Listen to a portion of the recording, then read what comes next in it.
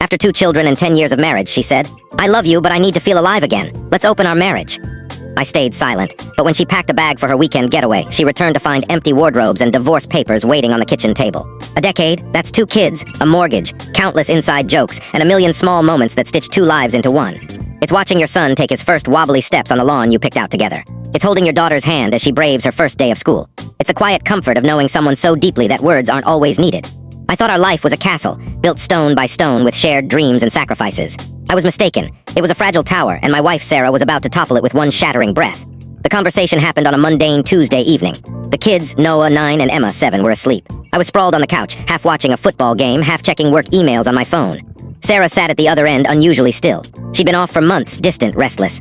She'd started spending more time with new friends, single women from her Pilates class, who preached about living your truth and embracing authenticity.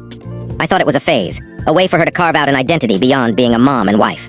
I supported it. I was naive. She muted the TV and turned to me, her face serious but her eyes glinting with an unfamiliar excitement.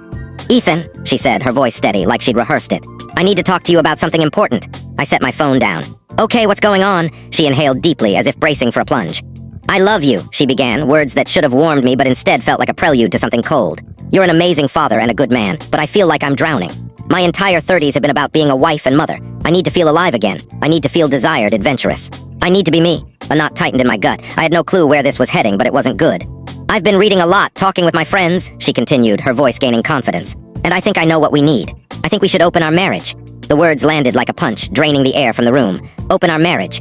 It was a concept so foreign to the life we'd built that it felt like a line from a bad movie. Something that happens to other people, restless, shallow people in distant cities. "You want to see other people?" I asked, my voice flat, trying to grasp the logistics of her proposal. "It's not about seeing other people," she said, slipping into polished therapy speak. "It's about freedom, exploring connections without guilt or secrecy. It could be for both of us. You could have your own experiences too." I glanced around the room, at the framed photos of our kids on the shelf, the frayed spot on the couch where I always sat, the decade of life we'd woven together. And she was suggesting we treat it like a cheap experiment because she was bored. I said nothing, just stared at her. What do you say when the person you vowed to love forever tells you your life together is a cage they want to escape, but only part-time? My silence frustrated her. "Ethan, say something," she pressed, her tone sharpening. "This is me being honest. This is me trying to save us, to bring some spark back before we fade into nothing." I stayed silent. Inside, a storm of betrayal and hurt raged, but outwardly I was stone. I was thinking of the nights I'd stayed up with a feverish Emma, the weekends I coached Noah's soccer team so Sarah could have a break, the promotion I passed up to be home more, the countless sacrifices, big and small, you make for family. And this was my reward, a request for a free pass. She took my silence for weakness, saw it as me being overwhelmed, afraid. She was partly right. I was afraid, but not of losing her. I was afraid of the man I was. For complete story, follow the given link below. Please like and subscribe Meesha's Quest Tales for new stories.